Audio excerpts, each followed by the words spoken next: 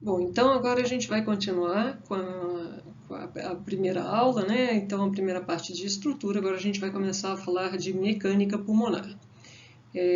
Então, a gente vai começar falando a respeito de conceitos importantes relacionados à distensão da caixa torácica. Como é que isso funciona e como é que a ativação da musculatura inspiratória contribui para a entrada de ar em nosso sistema respiratório. Ok? Então, agora, usando aquele esquema que a gente viu na primeira aula, a gente vai falar sobre a relação da caixa torácica com os pulmões e como essa interação funciona para que haja movimentação de ar em direção aos espaços aéreos mais distais. Então, aqui a gente vê a figura de uma pessoa, a caixa torácica, e a gente pode enxergar os pulmões, né, bilateralmente, e aqui representando a superfície interna da caixa torácica. Vejam que existem duas linhas brancas aqui, representando a pleura visceral, que está em íntimo contato com os pulmões, e a pleura parietal, essa mais externa, que está em contato com a caixa torácica, a face interna da caixa torácica. Aqui abaixo nós temos o músculo diafragma, que é o músculo mais importante da inspiração, tá bem? E aqui representado em azul o coração. Entre essas duas lâminas pleurais, a pleura visceral e a pleura parietal, existe também uma quantidade laminar de líquido que permite que, quando os pulmões e a caixa torácica se movimentam, que os pulmões possam deslizar com o mínimo atrito dentro desse espaço da caixa torácica. Tá? Então, minimizando o atrito que poderia existir entre as duas superfícies pleurais. Para isso existe essa pequena quantidade de líquido que normalmente a gente não visualiza, tá bem? Em algumas situações patológicas, pode haver acúmulo de líquido nesse espaço pleural, ocupando o espaço que caberia aos pulmões. Mas isso é patológico e a gente vai ver mais adiante em outro momento. Então, quando o diafragma se contrai, ele perde um pouco aquela forma de cúpula que a gente viu na figura anterior e ele desce em direção ao abdômen, também a cavidade abdominal. Ele fica mais retificado. Isso numa condição de repouso é uma variação representada por 1 a 2 centímetros só, essa incursão para baixo do diafragma.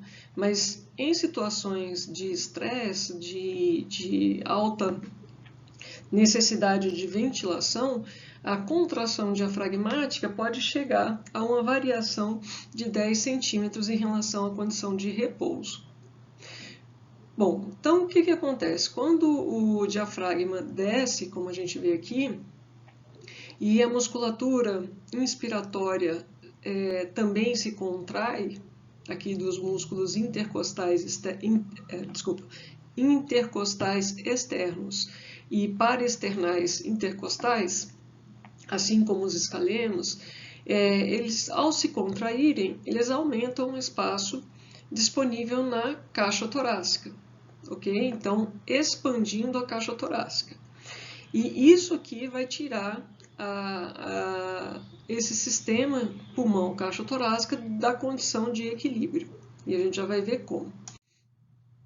Por outro lado, quando o diafragma relaxa, ele volta para aquela posição de cúpula, tá bem? Subindo e, portanto, reduzindo o espaço da caixa torácica, assim como também ao se relaxarem os outros músculos inspiratórios, intercostais externos, paraesternais intercostais e escalenos, também ocorre essa redução do volume da caixa torácica, voltando o sistema para uma condição de repouso desde que não haja esforço expiratório. Então, esquematicamente, a gente pode olhar aqui, né, a caixa torácica representada com essa linha branca e o diafragma em sua forma de campânula aqui. Quando acontece a ativação da musculatura inspiratória, o diafragma vai descer, representado aqui pela linha pontilhada, e a caixa torácica também se expande em decorrência da contração da musculatura intercostal. Nessa outra figura, o que a gente observa é que durante a inspiração, novamente, expansão de caixa torácica e rebaixamento do diafragma de forma ativa, ou seja, com gasto de energia, e expansão dessa caixa torácica. Quando o diafragma desce, a cavidade abdominal também aumenta de volume, como expandindo de maneira passiva para diante, para poder acomodar as vísceras que compõem essa cavidade, tá bem? Por outro lado, diante de uma expiração forçada, haverá contração da musculatura abdominal e, portanto, redução do volume abdominal e elevação passiva do diafragma. Habitualmente, nós não gastamos energia na expiração. Ela costuma ser um movimento passivo. Simplesmente os músculos inspiratórios deixam de se contrair, param sua contração, e a tendência desse sistema é voltar para a sua condição de repouso, que é no final de uma expiração tranquila, chamado esse volume pulmonar de capacidade residual funcional. Então, esse é o volume pulmonar que acontece quando existe um equilíbrio entre caixa torácica e pulmões. Tá bom? Mas a gente sabe que também em algumas situações, principalmente de esforço, a gente pode contrair sim a musculatura expiratória. Por exemplo, ao fazer uma atividade física mais vigorosa, eu vou ativar a musculatura expiratória, principalmente os músculos abdominais, mas também os músculos intercostais internos, no sentido de diminuir o volume, né, as dimensões da caixa torácica e esvaziar rapidamente os pulmões, tá bem? Então, a contração dessa musculatura intercostal, ela gera esse tipo de movimento que parece com uma bomba de mão, né? Então vejam que anteriormente, se vocês colocarem as suas mãos próximas ao externo, vocês vão ver que ao insuflar os pulmões com ar, a tendência é de um movimento para cima e para diante da caixa torácica, né? Enquanto se a gente colocar as nossas mãos lateralmente, parece o movimento dos arcos costais, parece a movimentação da alça de um balde, tá bom? Isso é só para exemplificar. E que nessas situações, o que vai acontecer é uma expansão da caixa torácica. Lateralmente, os arcos costais vão se retificar e anteriormente eles vão expandir para frente e para cima, aumentando o espaço na caixa torácica e, portanto, diminuindo a pressão lá dentro. Tá? Então, como funcionam esses músculos intercostais? Aqui um exemplo. Aqui é representada a coluna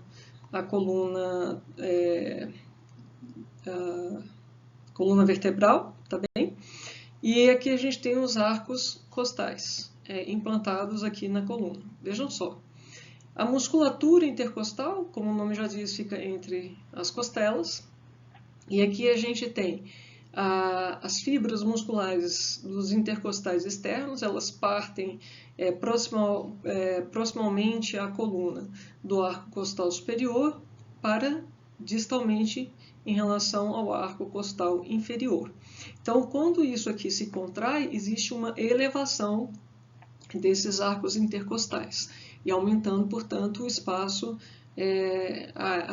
na caixa torácica. Por outro lado, quando a musculatura intercostal interna se contrai, a porção mais proximal em relação à coluna, a nossa coluna vertebral, ela é posicionada aqui no arco costal inferior e a parte mais distal no arco costal inferior. Então, quando existe a contração, é no sentido de rebaixamento desses arcos costais e, portanto, recolhimento, redução do volume torácico e, portanto, aumentando as pressões no tórax. Então, numa condição de repouso, tá? E aí agora a gente vai falar de propriedades elásticas, tanto dos pulmões quanto da caixa torácica. Os pulmões, eles estão no interior da caixa torácica, que é uma caixa hermeticamente fechada. A gente não tem uma comunicação direta da nossa caixa torácica com o ar ambiente, a não ser pela tubulação traqueal e bronquial que chega nos pulmões, tá? E por onde entrará e sairá ar. Mas esse espaço torácico ele é hermeticamente fechado. Então, o que acontece? Aqui a gente vai ter que lidar com um conceito que se chama elastância. E a elastância é a tendência de um tecido, de uma estrutura, retornar à sua condição de repouso, tá bem?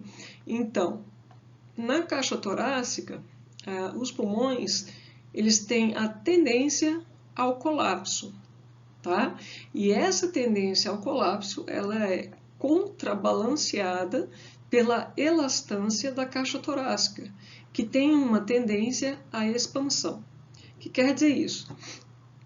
Que se nós pegarmos um pulmãozinho isolado, fora da caixa torácica, e comunicarmos esse pulmão através das vias aéreas com o ambiente, o que vai acontecer é que esse pulmãozinho aqui vai se colapsar, ele vai se recolher e fechar, e o ar sairá por aqui, tá bom? Por quê? Porque as suas forças de recolhimento elástico são nessa direção, em direção de fechamento, recolhimento. Já a caixa torácica, se a gente fizer uma abertura aqui no externo e abrir para o ambiente, o que vai acontecer? Diante da equalização ou da perda da influência da elastância do pulmão em relação à caixa torácica, que é o que acontece quando a gente abre a caixa torácica, né? A tendência será de expansão da caixa torácica, tá? E por que o pulmão não expande e a caixa torácica, por que o pulmão não colapsa e a caixa torácica não se expande completamente? Porque eles estão em relação um com o outro no sistema fechado. E essas forças elas vão se equilibrar. Então, o pulmão no sentido de recolhimento, a caixa torácica no sentido de expansão, eles vão achar uma posição de equilíbrio, de repouso e equilíbrio dessas forças. Esse equilíbrio se dá naquela condição que a gente falou anteriormente, que é o final de uma expiração tranquila ou capacidade residual funcional. Então, nessa situação da capacidade residual funcional, existe ainda ar dentro dos pulmões, tá? Porém, é o final já de uma expiração sem gasto de energia, uma expiração passiva, ok? E como as forças são em sentidos diferentes, a pressão no espaço virtual pleural, ela é negativa. Na situação de repouso, no final de uma expiração tranquila, a pressão intrapleural é negativa. Quanto?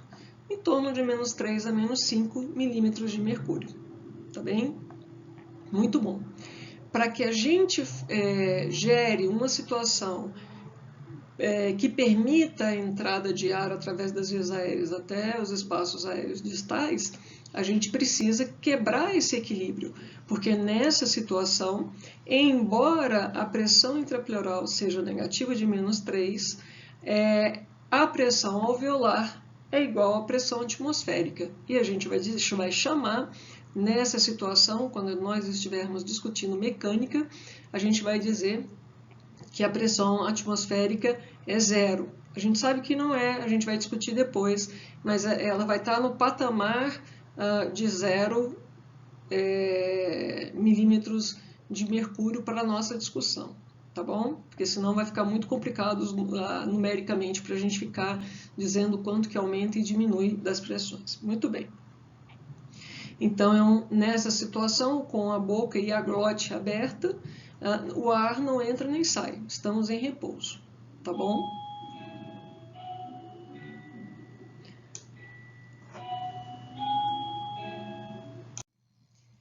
Então, como é que se inicia a respiração? Existe, então, a ativação da musculatura inspiratória, que vai, como a gente viu nos outros slides, fazer uma força no sentido de expansão da caixa torácica, certo? Então, quando essa expansão acontece, a pressão que era negativa no espaço pleural vai se tornar mais negativa, ok? Porque existe agora uma força na direção de expansão da caixa torácica. À medida que essa pressão no espaço alveolar se negativa, ela se transmite aos alvéolos mais periféricos, tá? E esses alvéolos, por sua vez, também transmitem a pressão negativa para os demais alvéolos que estão contíguos a eles, e assim progressivamente em direção ao centro, a região mais central dos pulmões. Então, dessa forma, quando a caixa torácica começa a se expandir em decorrência da ativação da musculatura inspiratória, a pressão negativa a mais, ela se transmite aos alvéolos, esses alvéolos transmitem essa força progressivamente numa cadeia de forças, e o que vai acontecer? A pressão dentro do alvéolo, que é zero, ou era zero, no final de uma inspiração tranquila, numa condição de repouso, vai progressivamente, à medida que a caixa torácica vai se expandindo e a pressão pleural vai se negativando mais e mais, essa pressão dentro do alvéolo se torna negativa em relação ao ambiente. Então, a gente cria um gradiente de pressão e, como costuma acontecer, o ar vai do local de maior pressão, ou seja, a pressão de zero, para o local de menor pressão, no caso, os alvéolos com pressão negativa. E dessa forma, os alvéolos expandem e se deformam com ar, com volume aéreo, tá? E isso vai acontecer progressivamente até que a musculatura inspiratória deixe de se contrair, pare, cesse a ativação da musculatura inspiratória. Nesse momento, a resultante das forças de recolhimento elástico da caixa torácica e dos alvéolos que nesse momento, no final de uma inspiração, os alvéolos estarão cheios de ar, a resultante de forças é no sentido de recolhimento, tá? Por quê? Porque ao esticar os alvéolos, a gente aumentou a pressão de recolhimento elástico alveolar.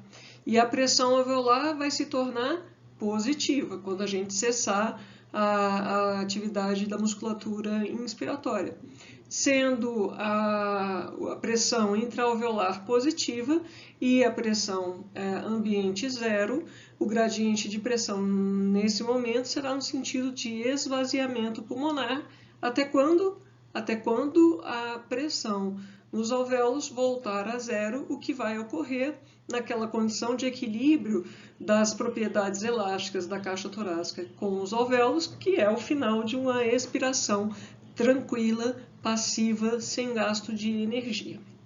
Então, isso é o que a gente viu aqui no momento inspiratório.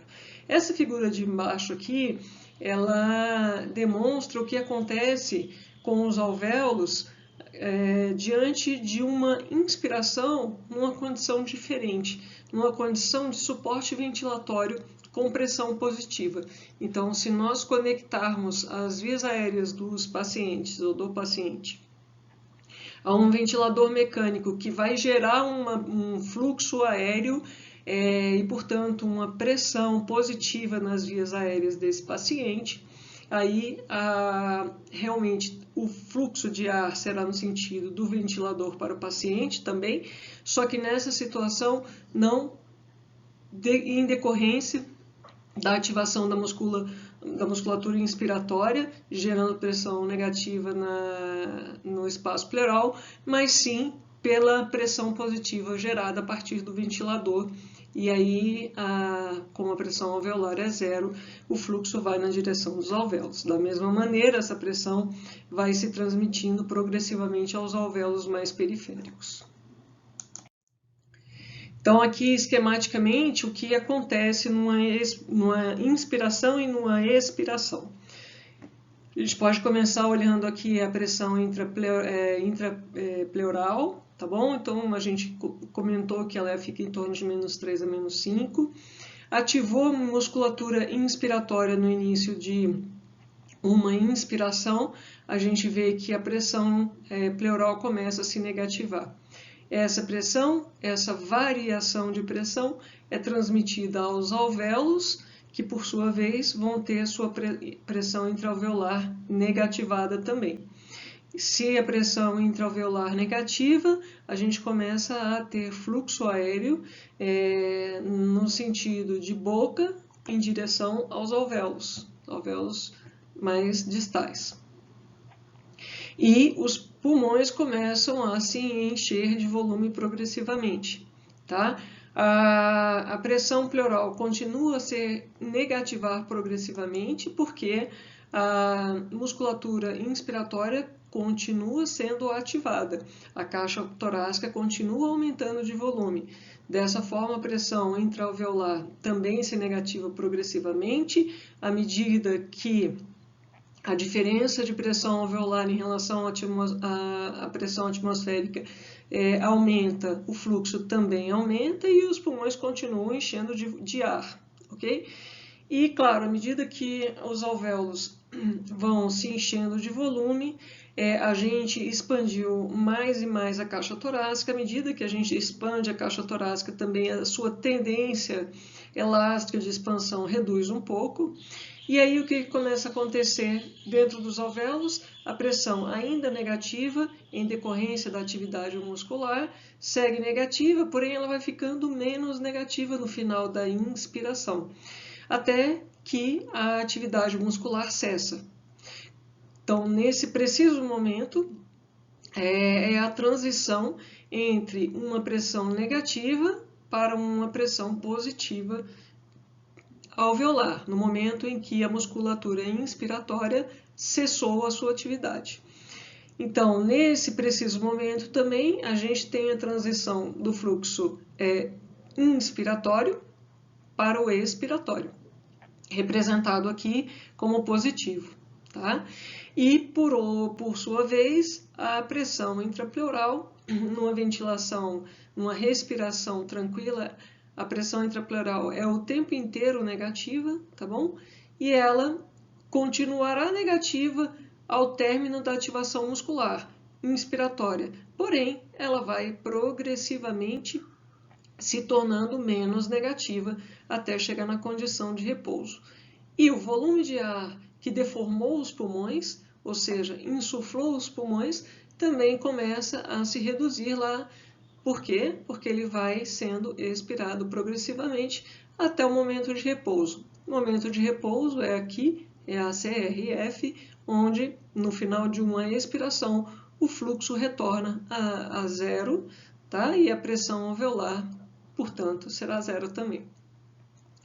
Aqui nas curvas que a gente vê de pressões intrapleurais, vocês veem uma linha tracejada. Essa linha tracejada representa como se comportaria a pressão intrapleural se a gente estivesse considerando apenas a expansão e depois a retração do sistema, caixa torácica e pulmões. No entanto, para que haja movimentação de ar é necessário que se vença a resistência das vias aéreas. Então, a linha contínua é o que realmente se gasta de pressão, considerando as vias aéreas, a movimentação de ar através das vias aéreas, tá bem? E a linha tracejada é o que se gasta de energia, ou o que, na verdade, se acumula de energia naquele sistema, durante uma inspiração, e a expiração ela devolve essa energia que foi gasta para a deformação do sistema, tá bem? Então, o comportamento de fluxo em relação à nossa tubulação, que são as vias aéreas, será discutido na próxima aula, que é a aula de resistência, tá bom? Vamos em frente. Então, olha só, essa condição de equilíbrio, esse funcionamento harmônico, ele pode ser quebrado quando a gente abre, né, conecta esse sistema que é hermeticamente fechado, essa caixa torácica com os pulmões no seu interior e o coração também.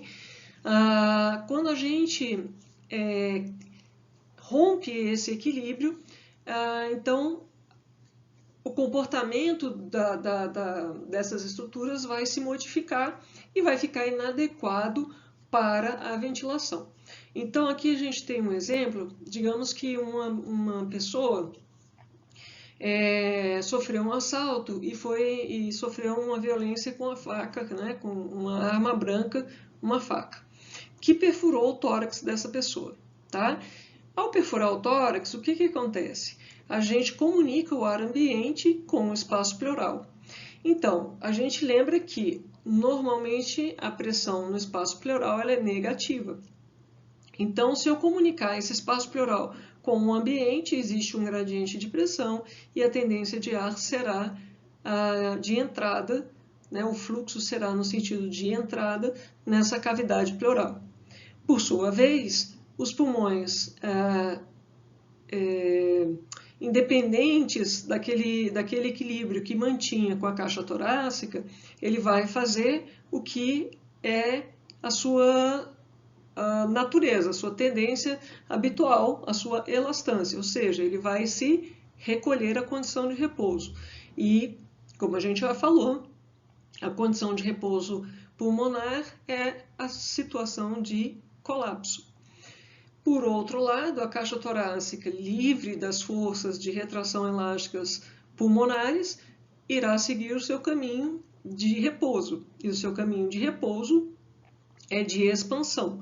Então, quando a gente promove uma comunicação do espaço pleural diretamente com o ar ambiente, o que vai acontecer? O pulmão daquele lado, né? Espera-se que seja só de um lado. O pulmão vai se colapsar e a caixa torácica daquele lado irá se expandir. E é exatamente isso que acontece. E claro que esse pulmão colapsado aqui, ele é inadequado para ventilar e para fazer a troca gasosa. Então, a gente precisa, de alguma forma, resolver esse problema aqui. Como é que a gente pode pensar em resolver? Tá? Então, aqui, antes da gente comentar exatamente o tratamento, apenas para mostrar o que vai acontecer no final das contas, quando as pressões se equilibrarem, né? Vejam, a caixa torácica se expandiu em relação ao que era, os pulmões se colapsaram, ou o pulmão se colapsou em relação ao que era, e as pressões alveolares, atmosféricas e intrapleurais se equalizaram. Tá bom? Então, aqui uma radiografia de um paciente que tem um pneumotórax, não necessariamente por uma facada, pode ser por outro, existem várias condições que podem gerar um pneumotórax. Então, chama-se pneumotórax, pneumo-ar, tórax, ar no tórax, tá? E fora dos pulmões.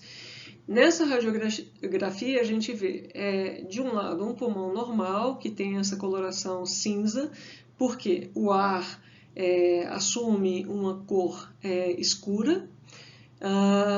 No entanto, como os pulmões são cheios de ar, porém entremeados de estruturas sólidas, que são as estruturas vasculares, os brônquios, as paredes dos septos alveolares, os septos interlobulares, os septos interlobares, tá? Então, existem várias estruturas sólidas que fazem parte do arcabouço tecidual pulmonar. Então, o que a gente vê é esse cinza rendilhado, e aqui a gente vê outras linhas mais opacas, né, mais brancacentas, que são as costelas, os arcos costais, tá bom?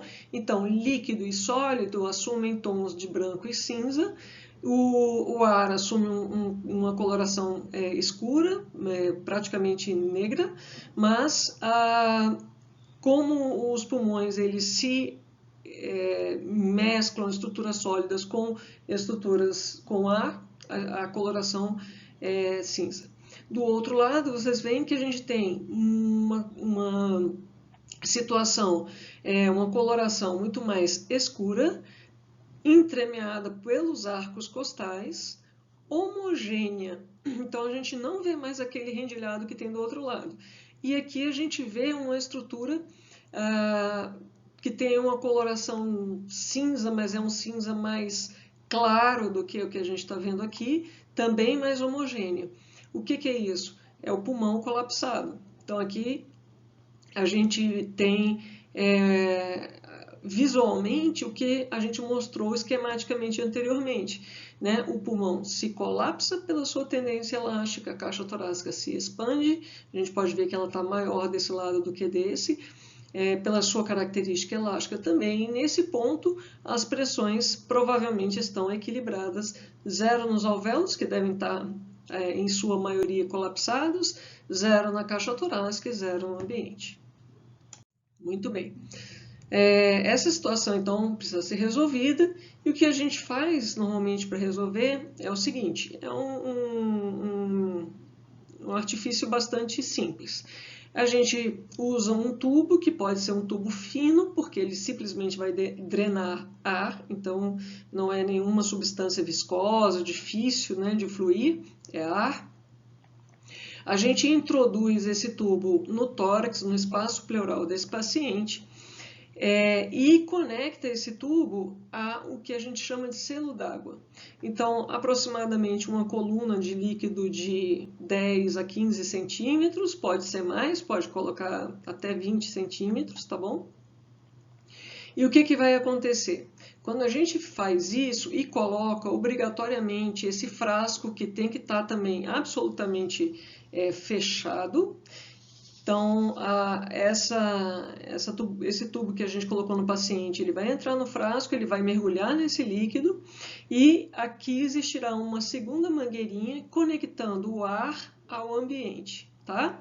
Então, o que vai acontecer? Quando o paciente inspirar, como o tubo está dentro da água, o líquido sobe, tá? Mas não sobe, por isso que ele tem que estar lá embaixo, ele não sobe o suficiente para entrar no tórax do doente, ele vai parar por aqui, tá bom?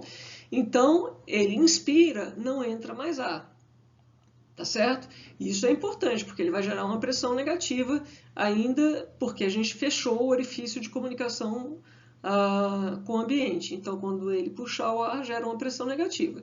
Sobe líquido, mas não entra líquido e nem entra ar. Ótimo. E quando ele for expirar? Como existe ar dentro da pleura, tá?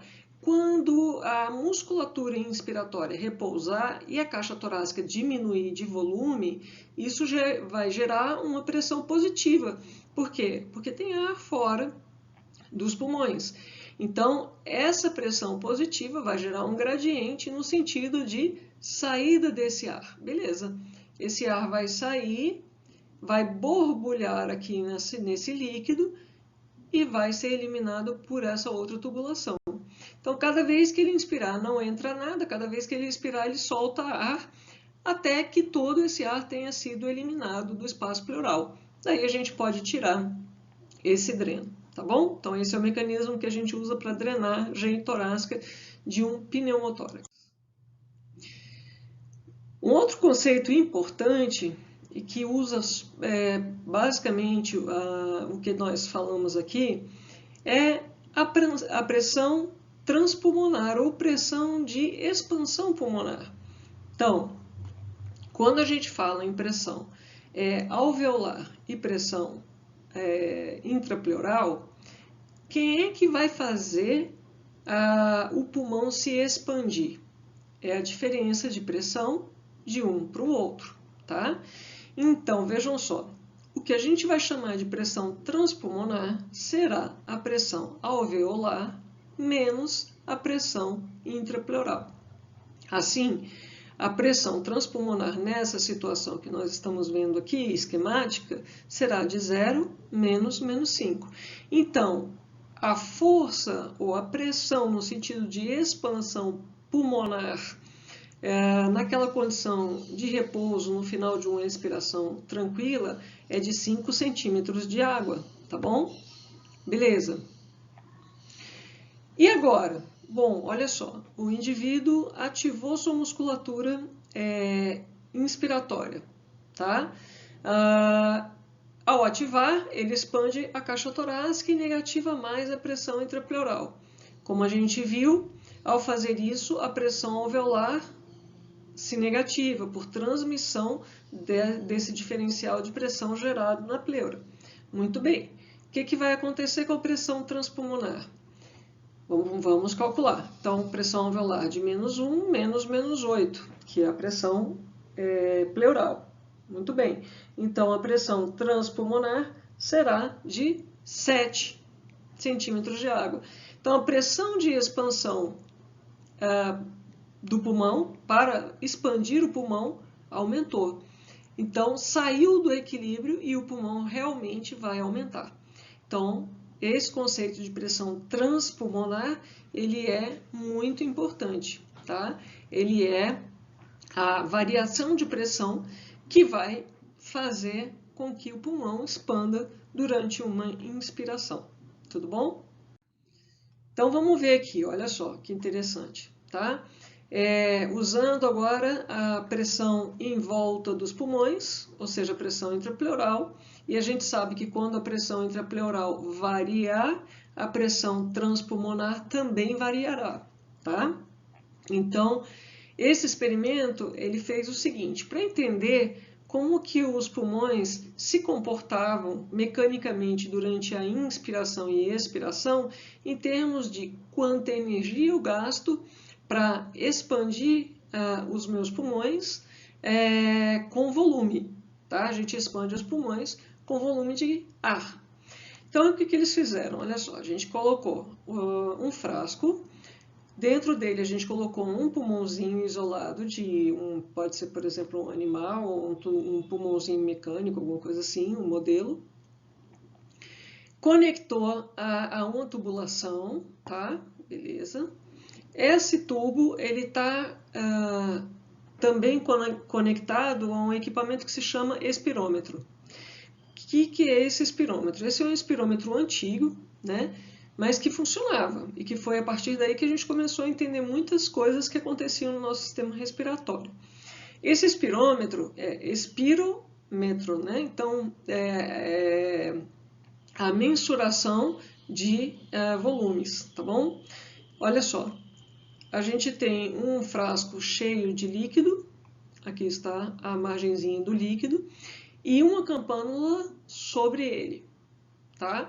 Essa campânula se afunda um pouquinho, mas guarda ar em seu interior.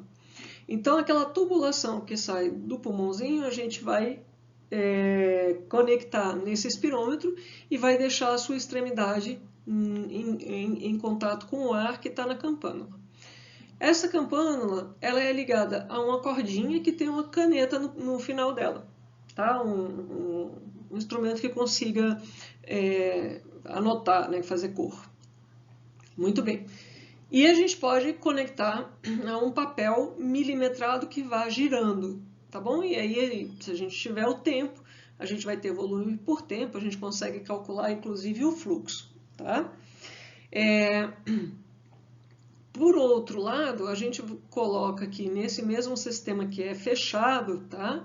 Então aqui está fechado hermeticamente. A gente coloca um outro tubinho ligado a uma bomba que consegue gerar pressão, tá? Isso com a ideia de mimetizar a nossa musculatura inspiratória. E aí o que eles faziam? Eles iam variando a pressão negativa aqui nesse espaço, a partir dessa bomba, e eles viam o que acontecia com o volume pulmonar. Então, quando eles negativavam mais essa pressão, o pulmão expandia. E ele expandia por quê? Porque ele usava o ar que estava aqui, esse ar entrava nos pulmões, beleza? Então o ar daqui ele era consumido, ao ser consumido a campanula descia, e o que acontecia com a canetinha? Subia, tá? Beleza. E o papelzinho girando lá. E aí, quando eles cessavam a pressão negativa, o pulmãozinho retraía, voltava para a sua condição de repouso. Muito bem, se ele voltava para a posição de repouso, o ar saía por aqui, retornava para a campanula. Se retornava para a campanula subia, né? E se ela sobe, a caneta desce, tá? Então, consumia, a caneta subia, expirava, a caneta descia, tá bom? E assim a gente conseguia calcular o volume. Então, eles fizeram assim, ó, para cada pressão, eles viam quanto que gerava de volume. Então, quando a pressão era zero, como o pulmão não estava colapsado, não saía aqui do zero de volume. Saía de um volumezinho que a gente pode dizer que seja a capacidade residual funcional. Ou seja, aqui já existia uma pressãozinha negativa suficiente para manter o pulmão expandido. À semelhança do que acontece numa condição de repouso expiratório. Muito bem. Daí ele gerava, ó, menos 10 de pressão e via o que acontecia com o volume, tá? Depois ele gerava aqui menos 20 de pressão e via o que acontecia com o volume. Como é que ele via? Menos 10 aqui, ponto, marca, volume, mais ou menos uns 400 ml ou 0,4, ótimo. E aqui, volume de... Vamos ver. Mais ou menos aí uns 800 ml, tá? Então, para uma variação de pressão de menos 10 centímetros de água, havia uma variação de volume de 400 ml ou 0,4 litros, tá bom? E esse gasto de energia que eu tenho para deformar esse material, no caso o nosso material são os pulmões mais caixa torácica, nesse experimento especificamente são só os pulmões, né? Mas se a gente estiver medindo, considerando a caixa torácica, são os dois. Então, esse gasto de energia, ele diz respeito ao quanto de energia eu tenho que gastar para tirar o meu sistema do repouso e depois para progressivamente afastar o meu sistema da sua condição de repouso, tá? Então, isso diz respeito à elastância. E o contrário da elastância se chama complacência. Complacência é a facilidade com a qual eu deformo um corpo. Ou seja, um corpo que é muito elástico, ele tem uma força, uma tendência a voltar para a sua condição de repouso muito grande. Então, para deformar, eu gasto muita energia. Então, é difícil, é pouco complacente. Ao contrário de um corpo que tem uma elastância menor, onde eu deformo ele com muita facilidade e ele volta mais lentamente para a sua condição de repouso. Um bom exemplo visual para a gente pensar nisso é insuflar um balão, que a gente vai considerar de sendo a condição normal, tá bom? Então imaginem a força que vocês gastam. Ou pegar o balão do dia seguinte, aquele que ficou insuflado, esvaziar e soprar de novo. O balão do dia seguinte ele é muito mais fácil de insuflar. E se vocês abrirem para o ambiente, vocês vão ver que eles retornam muito mais lentamente. Então, o balão normal ele tem uma elastância maior e uma complacência menor, e o balão do dia seguinte ele tem uma complacência maior e uma elastância menor, tá? E com isso a gente pode calcular a complacência dos pulmões, pode calcular a complacência do sistema respiratório com cálculos assim.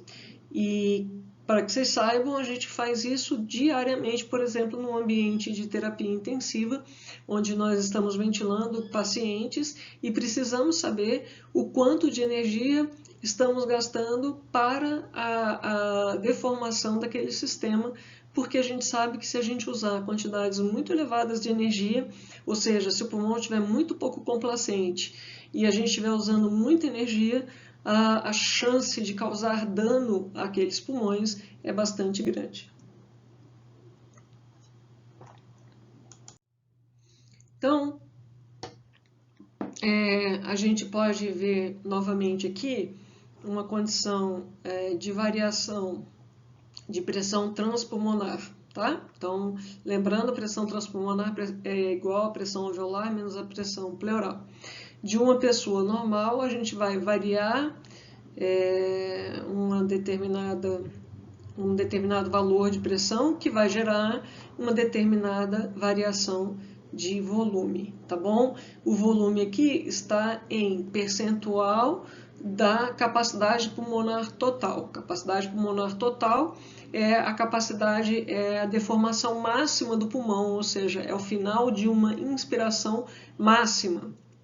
Então, ele está usando aqui o percentual em relação a esse volume pulmonar máximo, tá? Então, a complacência ou a característica elástica desse pulmão normal é essa. E a gente pode olhar numa condição de doença, onde aqui, olha, é um corte tomográfico, um pouco diferente da radiografia.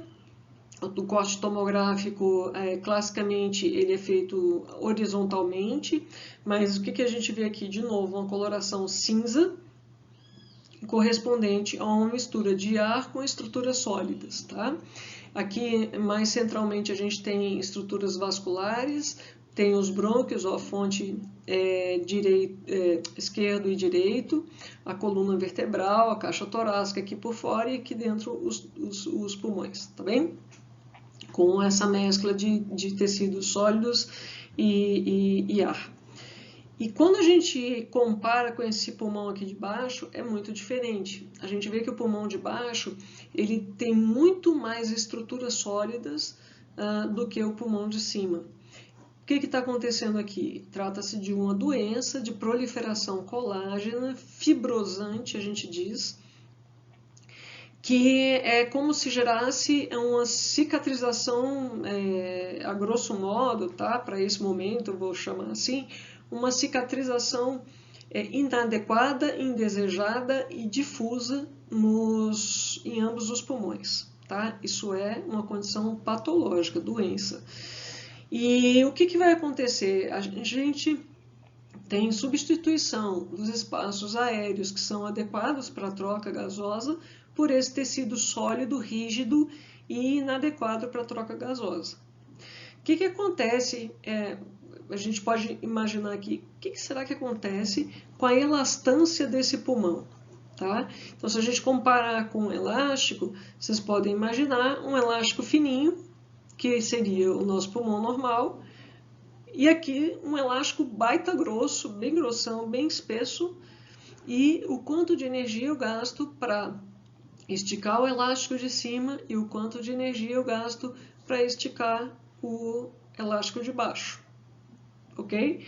Então, eu gasto bem mais energia para esticar este pulmão ou este elástico, para deformar esse pulmão. Então, é exatamente o que a gente está vendo graficamente aqui.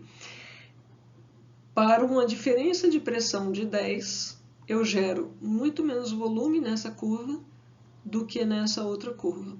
Ou seja, a relação de complacência, levando em consideração que complacência é o inverso da elastância, e, portanto, que ela representa facilidade de deformação, a complacência será tanto maior quanto maior for o volume para uma determinada pressão. Então, ela guarda uma relação direta com o volume e inversa com a pressão. E é o que estamos vendo aqui. A complacência nessa doença ela é muito menor. Por quê? Porque para uma mesma variação de pressão, nós geramos uma variação de volume muito menor do que aqui, né? Do que aqui, tá bom? Existem outras doenças, como essa aqui, que chama-se enfisema, onde existe uma destruição dos espaços aéreos. Mas dessa vez eles não são substituídos por fibras colágenas ou elásticas. Eles apenas são destruídos, não só os alvéolos, como os septos e as estruturas vasculares que estão presentes nos septos alveolares. Então a gente vê aqui como se fossem ruídos de traça, né? Então lembrar o que é traça, aquele bichinho que vai na roupa e faz um ruidinho e o tecido ele fica com um buraco. E aqui é como se fosse um pulmão cheio de buracos, tá? Então, imaginem agora que a gente tem esse elástico aqui, que é o normal, e aqui embaixo um elástico cheio de buracos no seu corpo. Então, quando a gente for esticar, a gente tem muito mais facilidade para esticar esse daqui, esse elástico de baixo, do que para esticar o elástico de cima. Por quê? Porque esse aqui está cheio de regiões sem fibras de material elástico, tá bom? Então, a complacência desse pulmão enfisematoso é maior do que o pulmão normal, tá? E aí, só quero chamar a atenção que eu estou falando do tecido pulmonar, não do sistema como um todo, tá bom? A gente vai ver por que isso que eu falei é importante. Então, aqui entra um outro conceito que é quem tem maior complacência pulmonar, um anão ou um gigante? Né? Parece bobagem, mas não é. Então, vamos pensar. Olha só, para ajudar a gente a entender isso, a gente pode pensar num experimento com um animal com 2 pulmões, tá bem? E a capacidade na condição de repouso, na CRF desses 2 pulmões juntos, é de 1 litro, tá? E a pressão transpulmonar nessa condição é de 5 centímetros de água, tá bom? Então a complacência nessa situação será de 1 litro dividido por 5 centímetros de água, que é a pressão, 0,2 litros por centímetro de água. Perfeito. E se eu quiser saber, então, qual é a complacência para a capacidade daquele sistema? Que eu falei que era de 1 litro em repouso. Então, vou pegar a complacência e vou dividir pela capacidade volumétrica daquele sistema, e eu tenho que a minha complacência específica é de 0,2. Nesse mesmo experimento, a gente retira um dos pulmões e mantém o outro pulmão, tá? Então, em repouso agora, em vez de uma capacidade de 1 litro, a gente vai ter a capacidade de meio litro aqui. E a pressão necessária para expandir esse pulmãozinho a meio litro na condição de repouso, a pressão transpulmonar, é de 5 centímetros de água. Então, a complacência aqui será de meio litro dividido por 5 centímetros de água. A complacência desse sistema é de 0,1 litros por centímetros de água. Mas aí eu quero saber novamente quanto que é a complacência pela capacidade de volume daquele sistema em repouso. Beleza? Vamos dividir. Então, complacência 0,1 dividido pela capacidade volumétrica do sistema em repouso, meio litro. E aí a complacência específica tecidual é 0,2, igual aqui. Por quê? Porque o tecido não mudou de conformação e nem mudou de material, tá? O que mudou foi a capacidade volumétrica daquele sistema, tá bom? E por último, a gente pega e retira a parte inferior daquele pulmão remanescente, e agora o meu sistema vai ter capacidade em repouso apenas para 0,1 litro ou 100 ml. No entanto, para eu expandir esse pulmão até o 0,1 litro, ou seja, na CRF, a minha pressão transpulmonar será de 5. Então, a minha complacência será de 0,1 dividido por 5 centímetros de água. E a minha complacência de sistema será de 0,02. No entanto, se eu dividir a minha complacência de sistema pela capacidade volumétrica daquele sistema, que é de 0,1 litro, a complacência específica tecidual dos pulmões se mantém exatamente igual, porque eu não alterei a sua composição, tá bom? Mas a gente pode ver aqui as curvas nas diferentes situações e a gente vê que o pulmão com maior capacidade de volume, ele tem os pulmões, né, os dois pulmões com maior capacidade de volume, eles têm uma complacência total do sistema maior, embora a complacência específica do tecido seja a mesma. Então, o gigante tem uma complacência do sistema respiratório, em princípio, maior do que a do anão, se ambos tiverem uma constituição tecidual semelhante. Bem? E outra coisa que é interessante em relação ao nosso comportamento de deformação de volume do sistema respiratório em relação à pressão, que eu não sei se vocês prestaram atenção nas imagens anteriores, é que existe uma curva para a inspiração e outra curva para a expiração. Então, existe o que acontece? Se a gente lembrar das relações, na inspiração a nossa complacência ela é menor do que na expiração. Eu preciso de uma variação maior de pressão na inspiração para variar a mesma quantidade de volume do que na expiração. Outra coisa que chama atenção é esse comportamento aqui, olha, muito parecido com um balãozinho, né? Quando a gente vai insuflar o balão, no início a gente gasta muito mais força, daí ele começa a se encher de ar e fica mais fácil expandi-lo, até que no final a gente volta a ter uma certa dificuldade para enchê-lo, ou seja, aqui a complacência volta a cair, aqui ela é baixa e aqui ela é baixa, no meio do caminho ela é alta, eu preciso de pouca pressão para variar mais volume. Então, isso aqui é relativamente mais fácil de entender, né? Então, quando as fibras ou quando o nosso material ele está numa condição de completo esvaziamento, né? Para eu começar a abri-lo, eu gasto mais energia. Então, se estiver colapsado para começar a abrir, eu gasto mais energia. E, claro, no final, o nosso elástico está muito esticado, então para esticar mais, eu também gasto mais energia. Beleza. Agora, por que será que funciona a inspiração diferente da expiração? Então, na verdade, a gente ainda não sabe todas as explicações plausíveis.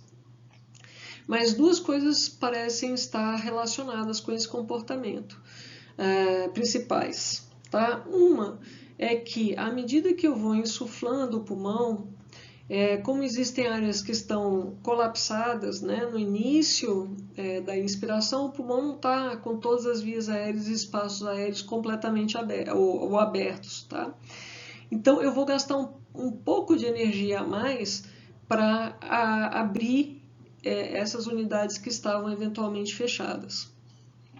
Como na expiração a gente vai partir de uma condição de repressão de ar maior, é esperado que muito mais unidades estejam abertas. Então, a variação decrescente do volume se faz em condições de menores pressões, porque eu não estou gastando pressão para abrir essas vias aéreas. Então, essa é uma explicação. A outra é que existe alguma condição, e a gente vai ver quem é que dá essa condição, que torna mais fácil, que torna mais complacente o pulmão na inspiração, que torna menos complacente o pulmão na inspiração, ou seja, com volumes menores, do que na expiração com volumes maiores, onde ele passa a ser mais complacente. E a gente vai ver que realmente tem uma substância que parece explicar isso, pelo menos parcialmente. E aqui a gente vê essa outra curva aqui, diferente, bem diferente, com inclinação muito mais vertical, né? Que representa se a insuflação do pulmão, em vez de a gente insuflar o pulmão com ar, se a gente insuflar com líquido, soro, tá? Se a gente insuflar o pulmão com soro, o que a gente está fazendo? A gente está tirando uma interface líquido-gasosa, porque na superfície alveolar existe uma lâmina líquida, e a gente já vai ver quem é que compõe essa lâmina líquida. E existe ar, que é quem está deformando aquele alvéolo. Se a gente insuflar o pulmão com líquido que se mescle a essa outra lâmina líquida que compõe a superfície alveolar, a gente elimina o fator tensão superficial. O que é tensão superficial? Tensão superficial é a tendência de agrupamento molecular de uma substância, de um líquido, por exemplo, quando em contato com um outro material como o ar, que não se mescla com ele. E a gente pode lembrar muito bem como funciona isso, se a gente pensar naquela brincadeira de fazer bolinha de sabão. Quando a gente sopra ali no aramezinho e a bolinha sai, ela fica lá, né, se contraindo por todos os lados no sentido de fechamento. E isso se dá porque as moléculas do detergente que a gente usou, elas tendem a se agrupar, tá? E ali, como existe ar, então existe uma força por área que determina essa tendência de agrupamento em relação a outra substância, que no caso é o ar. Muito bem. Então, quando a gente tira o componente tensão superficial, fica mais fácil insuflar o pulmão. O pulmão se torna mais complacente do que quando existe essa interface líquido e ar. Tá? E olha só que interessante. A lei de Laplace, ela fala das relações da tensão superficial com pressão e com raio. Tá? Então, a pressão ela vai se relacionar de maneira direta com a tensão superficial e inversa com o raio. O que significa que, se o raio for pequeno, para uma mesma tensão superficial, eu necessitarei de uma maior pressão para manter aquela esfera aberta. Tá? Então, a gente pode colocar isso na prática pensando isso aqui, ó. Nos nossos pulmões, a gente tem várias esferinhas, que a gente vai chamar nos nossos alvéolos esquematicamente assim, conectadas por uma tubulação. Então aqui é como se eu tivesse dois alvéolos de tamanhos diferentes, lembrando que a gente tem mais de 300 milhões de alvéolos, então é difícil imaginar que todos eles tenham exatamente o mesmo tamanho. Então aqui a gente tem um alvéolo maior e um alvéolo menor conectados pela via aérea e uma via aérea mais incomum. Tá? Esse alvéolo maior, ele tem um raio de 2 e tem uma tensão superficial de 3. A tensão superficial ela é constante e ela depende dos materiais que estão em contato. Então, no caso, essa lâmina líquida com o ar, tá bom? Que é o mesmo líquido que compõe essa outra esfera, também em contato com o ar, porém com raio de 1. Então, vamos fazer as contas aqui. No primeiro alvéolo, a gente vai ter uma pressão no seu interior que vai ser 2 vezes 3, que é a tensão superficial desse líquido em relação ao ar, dividido por 2, que é o raio, tá bom? Dessa esfera grande. Então, a pressão lá dentro será 3. Na outra esferinha pequena, o raio é de 1, então a pressão será 2 vezes a tensão superficial 3, 6, portanto, dividido por 1, porque o raio é 1. Significa que as pressões dentro desse alvéolo menor são maiores do que as pressões nesse alvéolo maior. Opa! E então, eles estão conectados por vias aéreas que mantém a ligação entre os dois. Se a pressão é maior aqui do que nesse outro, o que vai acontecer é que esse alvéolo menor vai se esvaziar no maior. Então, a gente teria uma condição de grande instabilidade dos alvéolos, com colapso de muitos alvéolos, se o comportamento fosse dessa maneira, tá bom? Mas, em alguns experimentos antigos, se estudou o que acontecia com a tensão superficial dos pulmões e o papel que o líquido alveolar que recobria os alvéolos tinha em relação à tensão superficial, porque o nosso pulmão não vivia assim, com áreas abertas e outras fechadas, né, uma coisa caótica. Não. Então, a pergunta é, por que não? Então, aqui a gente tem um experimento onde a gente tem uma caixa. Essa barra aqui, ela é móvel, tá? Então, eu posso diminuir ou aumentar a área desse quadrado aqui. Eu tenho uma folhinha de platina e um transdutor de força. Então, a medida aqui vai ser em dinas por centímetro de variação, tá? E o que eles observaram? Que quando eles enchiam essa caixinha aqui com água, então, portanto, a água em contato com o ar, a pressão, ou seja, a tensão superficial resultante, era próxima de 70, tá? E, independente de quanto eu movesse essa barra, aumentando ou diminuindo a área de superfície, a tensão superficial se mantinha a mesma. Quando se usava, em vez de água, detergente, a tensão superficial era menor, era próximo de 30. Porém, ela também não se modificava quando a área se encurtava ou aumentava. Ela era sempre em torno de 30. Tá? E aí, eles pegaram um pulmão de um animalzinho experimental, encheram com salina, tiraram aquele líquido e colocaram aqui para ver como era o comportamento. E olha que interessante, mudou. Nessa situação, a tensão superficial era variável. E como funcionava? A tensão superficial aumentava quando a área aumentava de forma proporcional, tá? E, da mesma maneira, diminuía quando a área diminuía. E mantinha um comportamento de esterese. Interessante, né? Então, o que acontece? Se a tensão superficial ela é maior quando o raio é maior, a gente vai fazer as continhas, ó, pressão será igual a 2 vezes 2, que é a tensão superficial, dividido por 2, que é o raio. Beleza. A pressão é de 2. No entanto, quando a esfera for menor, como a tensão superficial é menor quando a gente tem uma área menor, então para uma esfera de raio menor, a tensão superficial será menor. E assim, a fórmula fica pressão igual a 2 vezes tensão superficial menor, que é igual a 1, dividido pelo raio, 1, e a pressão resultante 2.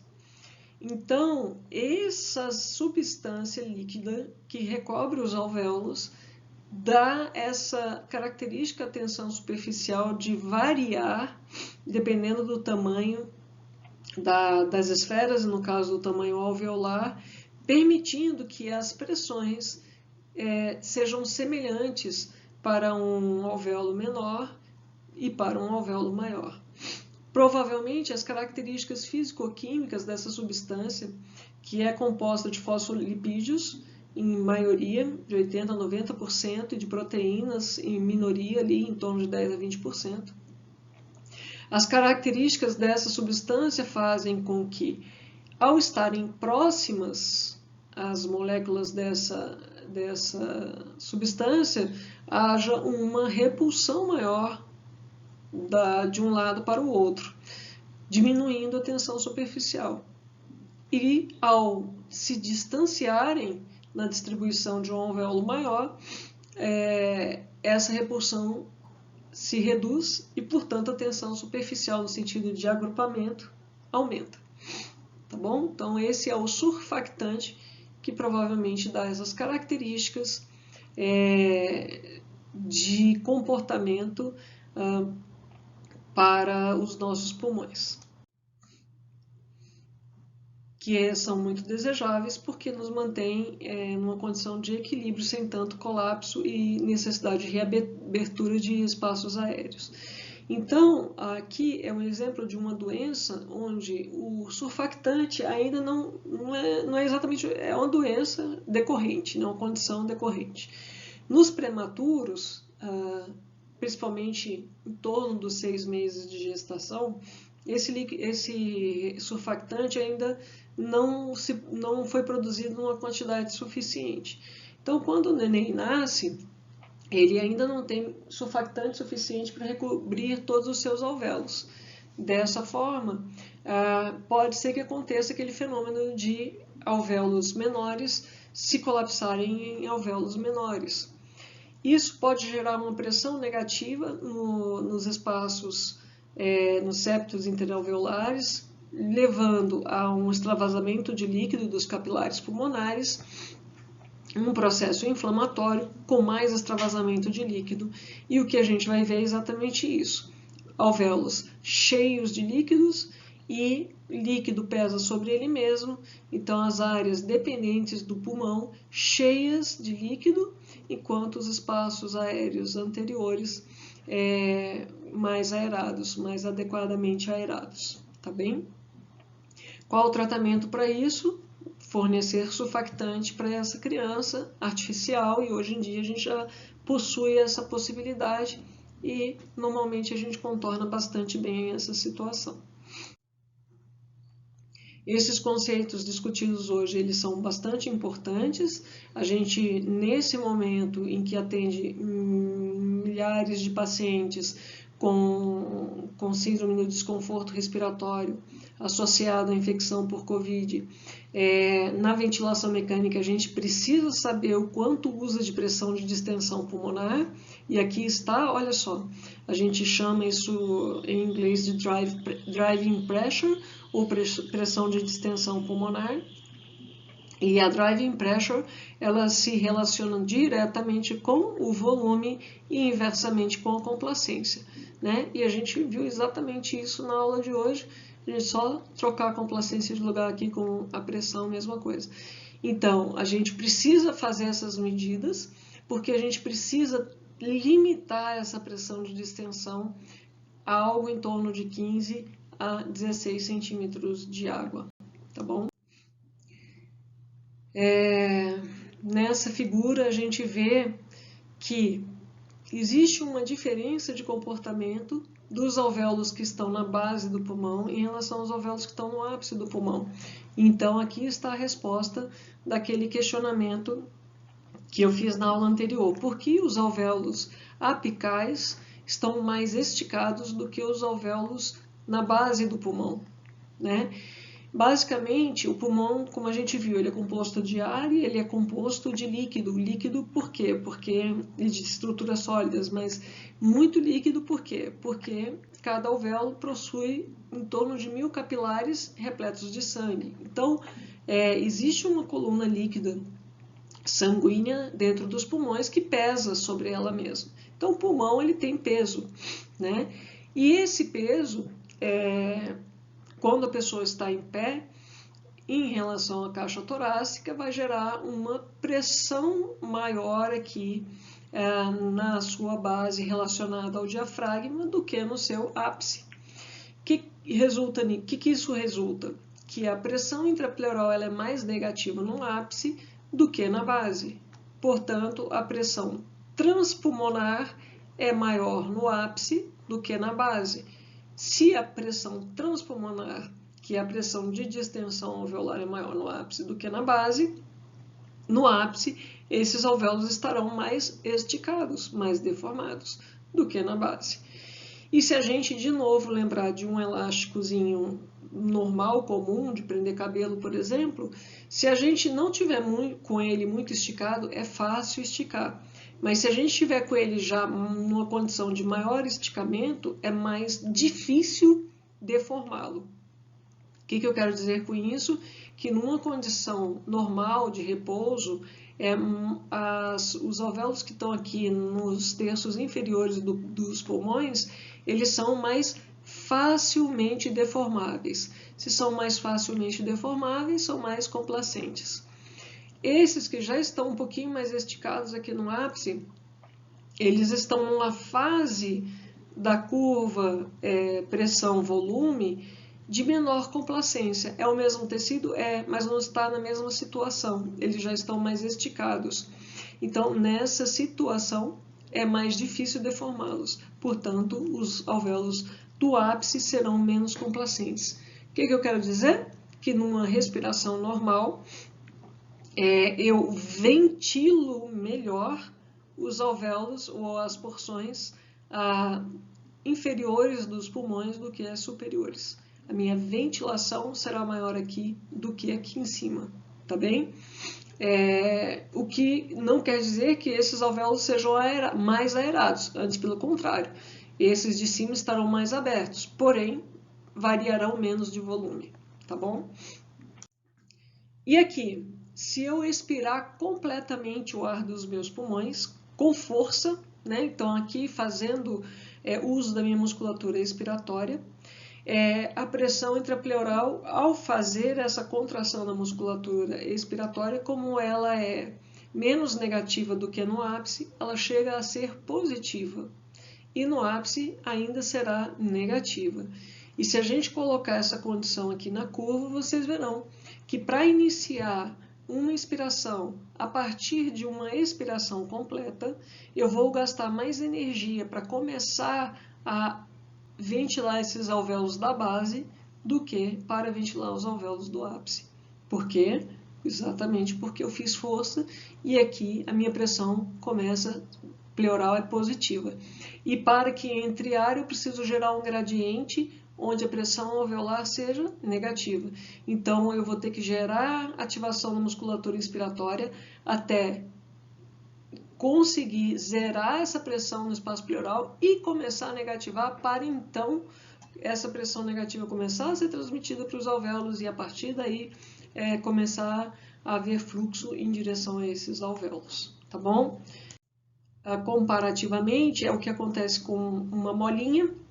Então essa mola aqui numa condição de capacidade residual funcional, final de uma respiração tranquila, e aí o pulmãozinho já um pouquinho esticado, é mais difícil esticar essa porção superior da mola do que essa porção inferior. Porém, se a porção inferior estiver totalmente fechada e a porção superior e média já um pouquinho mais deformadinha, né, já um pouquinho mais aberta, o que corresponderia a uma situação de expiração total, né, de eu soltar o ar completamente com o uso da minha musculatura expiratória. Então, nessa situação, seria mais fácil deformar essa porção aqui, média e superior, do que a porção inferior. Então, essa aqui menos complacente, essa aqui mais complacente. Tá bom? Então, esses eram os conceitos dessa aula e a gente discute as dúvidas na quinta-feira.